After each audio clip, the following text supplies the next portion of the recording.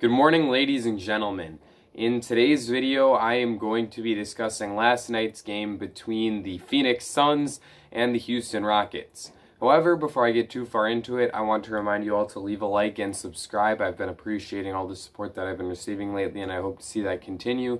And without further ado, let's hop into this video. Now, the Suns were able to win this game 109-103. But throughout the game, they had a much more convincing lead than just that 6-point final margin of victory. I think that they built it all the way up to 20 at one point, and it was definitely over 15 at multiple points throughout the game.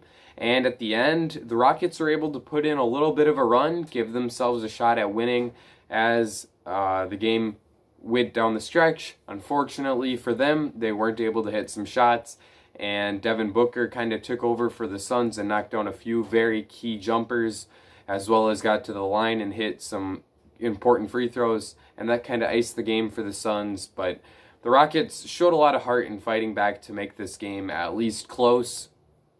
For the Suns, I was very much impressed by what I saw from DeAndre Ayton tonight. This is probably his most impressive effort of the season so far, as he piled up 26 points and 17 rebounds on 11 for 15 shooting.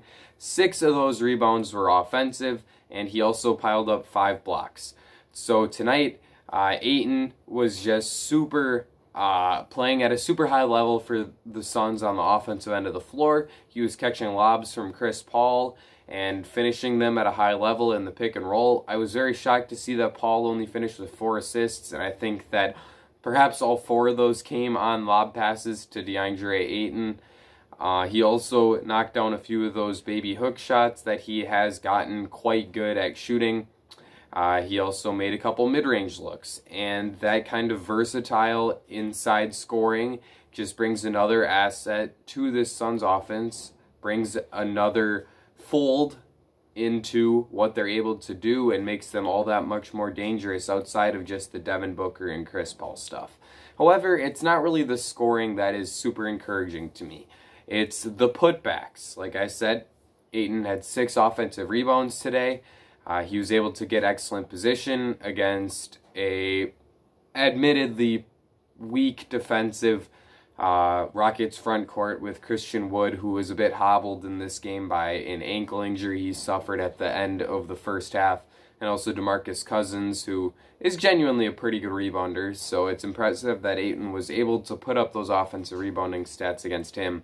But he was able to get great position, and he was able to finish and put back a few missed shots with authority. So nice game from Ayton on the offensive end, and he was perhaps even more encouraging on the defensive end of the floor, where he was contesting every single shot that the Rockets took in the lane. Ended up finishing with those 5 blocks, as I said, and that level of rim protection is really important because that's probably about the only thing that this Suns defense is missing. They have Chris Paul, who's an excellent defender at the point of attack. They have Mikal Bridges and Jay Crowder, who can take on very difficult matchups on the wings. And so if they have that stabilizing presence in the paint who can protect the rim at a high level, that just makes them all that much more dangerous on that end of the floor. I think that this is a team that genuinely has a chance to be a top 10 or 12 team on both the offensive end and the defensive end. And when you have a team like that, it gives you a really solid chance to win a playoff series. So if Ayton continues to play well, it just raises this team's ceiling even further. Devin Booker, as I said before, made a few huge shots in the fourth quarter, and he also had a terrific first quarter in which he put up 12 or 14 points. He only finished the game with 24 after that lightning hot start, and he shot 10 for 18 from the field in putting up those 24 points. And I think that a large part of that was just because of the multitude of athletic defenders that the Rockets were able to throw at him. I thought that PJ Tucker did a solid job on him when that was the matchup. Sterling Brown, David Nwaba, Jayshawn Tate, Victor Oladipo, of course. There's a couple different guys that the Rockets were able to put on Booker, but he was still able to manufacture a solid night out of it, and as I said, hit a few very key shots for this team down the stretch. I think that there was one mid-ranger that he hit in order to take the lead from 4 to 6, and he made free throws that took the lead from 2 to 4, and I think from 4 back to 6 at one point as well. So a nice job of closing the game out from him. As we know, he's a fantastic player down the stretch and someone you definitely want on your team. And so I'm not sure that there's too much new information we can glean from this. Just a pretty solid game from Devin Booker. I also thought that a large reason why he was able to be so hot in that first quarter was because Monty Williams seems to be attempting to stagger his minutes with Chris Paul's a little bit more. To start off the season, the rotation featured a lot of those two on the court at the same time. And tonight, Paul left the first quarter with about 6 minutes remaining. Booker finished out the quarter, and then Paul played the first 6 minutes of the second quarter with Booker on the bench. So those two guys both had opportunities to create more offense for themselves. We saw Chris Paul have a string of buckets in that second quarter. I think he scored 6 straight points on 3 straight buckets for the Suns. He didn't have a terrific game. 13 points on 4 for 9 shooting and had 4 assists as well as 4 turnovers. So not exactly what we can have grown accustomed to seeing from CP3. But I'm not super worried or anything. Just a probably pretty good sign that the Suns were able to win this game without great performances from him. Like I said before, though, I do think that staggering the minutes between those two is going to give them a lot more opportunity to have the ball in their hands more often on the offensive end of the floor, and will lead to Devin Booker having an improvement in the way he scores the ball, as he has been a little inconsistent to start off this season. The other big move Monty Williams made was moving Cam Johnson into the starting lineup and Jay Crowder to the bench. They might have done that in their game against the Grizzlies on Monday as well. I didn't see the start of that game, only the end, so I couldn't tell you for sure. But I do think that that's an interesting move because it gives them a little bit more of an offensive threat in the starting lineup. And Crowder also improves their bench defense, which is especially important with Dario Saric out, because Frank Kaminsky is not exactly someone who is going to protect the rim at a high level. So I think that that's a good move by Williams, and once Saric does come back from the health and safety protocols, I will be intrigued to see if Crowder is reinstated into the starting lineup, or if Monty continues to trot out Cam Johnson with CP3, D-Book, McHale, and Ayton.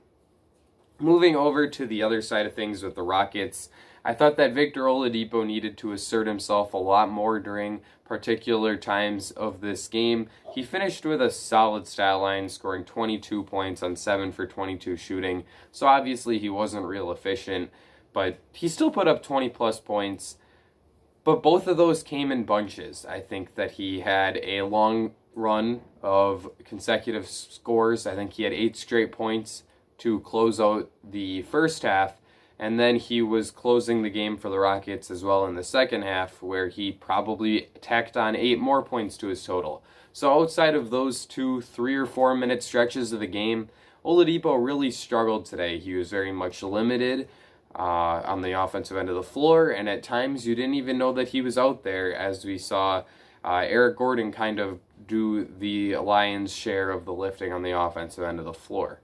I get that a large portion of that can be attributed to Mikal Bridges, as Oladipo is just the perfect type of player for Mikal to be matched up on. He's able to use his length and quickness to keep Oladipo in front of him and limit how many open looks Oladipo can get. But I just think that Oladipo needed to assert himself a little bit more, and in order for this Rockets team to make a run at the play-in tournament like I think they're capable of doing, they're going to need more out of VO, much closer to the 32-point effort he put up on Monday night on good efficiency, as opposed to the 22-point effort he put up tonight on poor efficiency. Like I said, though, Eric Gordon did have a nice game for this team. Had 22 points on 9 for 20 shooting, 3 for 7 from the three-point line. Didn't get to the free throw line much at all. But what I really want to point out is that if the Rockets are going to be looking to sell off their remaining veteran pieces, I get that he's on a bad contract, but I think that Eric Gordon could really help a contending team out. I don't really know who that contending team is. Someone like the Sixers could use another perimeter player who can score off the bench. Perhaps Miami could be an interesting destination, another team that could use another perimeter scorer off the bench, especially if they move Goran Dragic back into the starting lineup.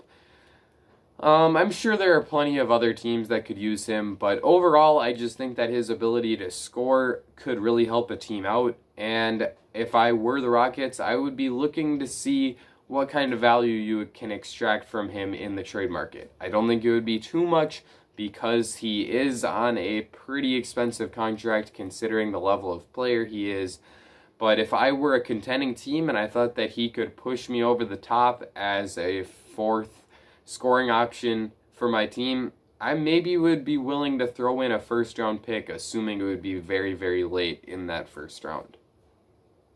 The last guy to talk about here is Christian Wood.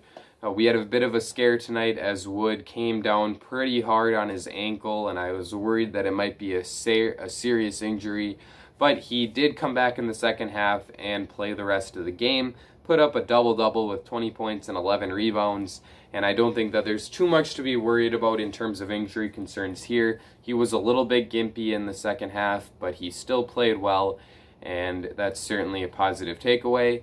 Christian Wood has been playing at an all-star type level so far this season, as he can space the floor, he can do a little bit off the dribble, and he can take advantage of mismatches in the post. He's also a great rim runner who can throw down lobs, and he's also been solid defensively as a rim protector. I think that they put up on the screen today on one of their graphics that he's in the top 10 in blocks per game so far this season.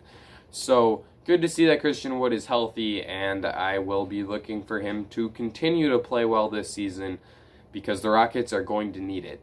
Once John Wall comes back, though, they're going to have a really solid scoring trio of Wall, Oladipo, and Wood.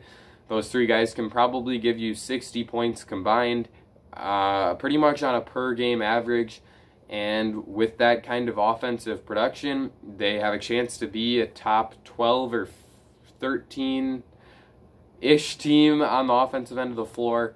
And that is probably good enough to vault you into the play-in tournament conversation, even if the defense outside of Victor Oladipo isn't that great. Oh, one last thing. People are talking about trading for PJ Tucker and that being something that can push a team over the top, but he's just such a minimal threat on the offensive end of the floor that I'm not really sure how much that helps the team. He's great defensively, very versatile, a good rebounder, and he is a pretty good shooter, but I just don't know how much success you're going to have with a player that limited and that has hurt the Rockets in postseasons past. Those are kind of my thoughts on this game, though. Let me know what you thought in the comment section down below. The biggest takeaway here is DeAndre Ayton playing like a breakout guy, and the Suns are going to need him to continue like this. Leave a like and subscribe if you did enjoy this video. That's going to be it for me. Ladies and gentlemen, I will see you all again very soon.